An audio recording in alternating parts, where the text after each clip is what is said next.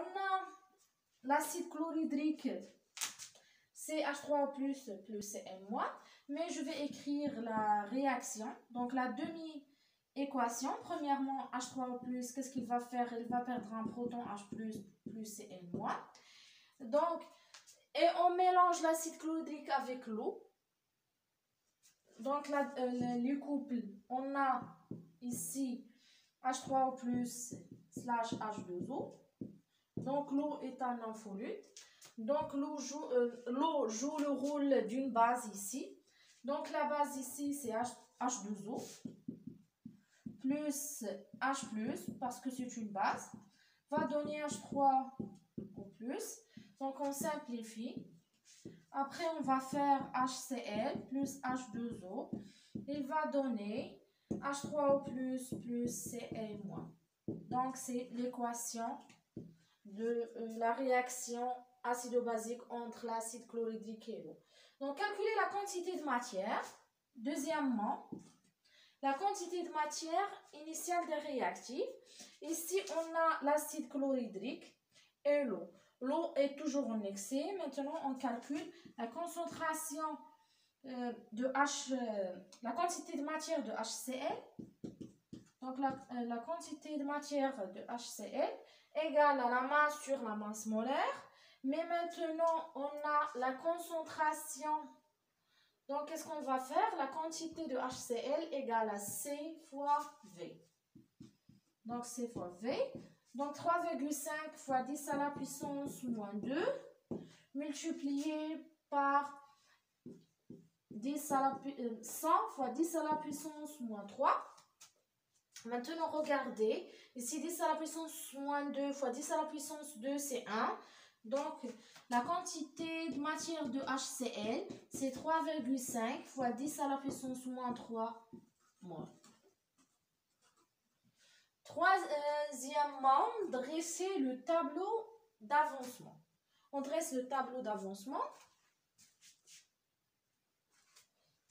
Donc, maintenant, on remplit le tableau d'avancement.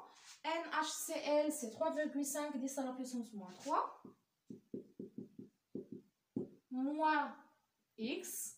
Ici, 3,5 10 à la puissance moins 3 moins X max.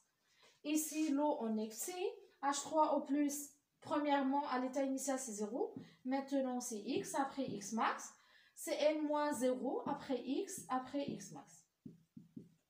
C'est très facile. Donc, quatrièmement, déterminer l'avancement maximal et le réactif limitant. Puisque l'eau est en excès, donc on a, puisque l'eau est en excès, donc 3,5 10 à la puissance moins 3 moins X max égale à 0. Donc, X max égale 3,5 10 à la puissance moins 3 mol. Donc, c'est l'avancement maximal et le réactif limitant ici, c'est l'acide chlorhydrique, c'est HCl. Donc, le réactif limitant, c'est HCl. C'est l'acide chlorhydrique. Maintenant, cinquièmement, déterminer la concentration finale et déduire l'avancement final.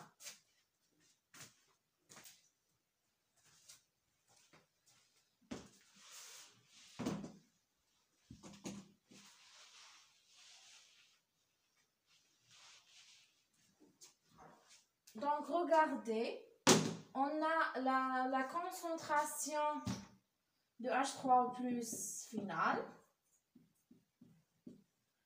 égale à la quantité de matière divisée par le volume. Et on a la quantité de matière à l'état final. Ici, on a X final. Donc, la quantité de matière de H3O+ finale sur V. Donc, la quantité de matière finale, c'est X finale sur V. Pour déterminer l'avancement final, Donc, X final va donner la concentration H3O+ finale fois V. Et la concentration H3O+, c'est 10 à la puissance moins pH. Donc, X final, donc 10 à la puissance moins pH fois V. Et je fais les calculs. X final va donner 10 à la puissance 1,45 fois le volume, c'est 100 fois 10 à la puissance moins 3, c'est-à-dire 0,1.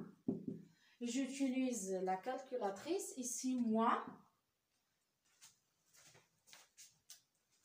pour trouver les valeurs. Donc 10 à la puissance moins 1,45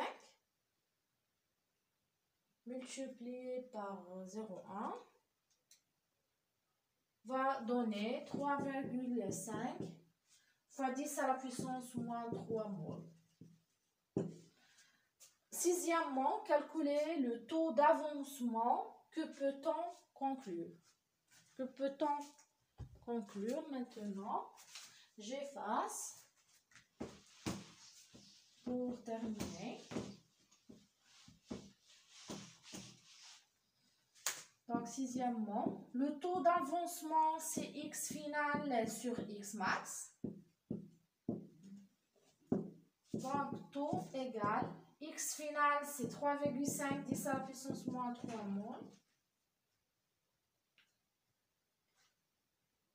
Divisé par X max, on a trouvé 3,5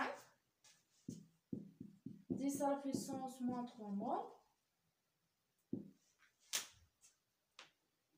Et maintenant, taux égal à 1. Donc, si taux égal à 1, la réaction est totale.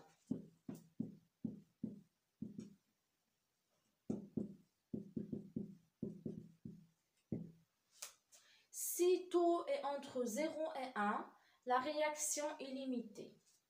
Donc, taux égal à 1. Donc, le taux d'avancement doit être calculé avec un pourcentage. Taux égal à 1, c'est-à-dire 100%.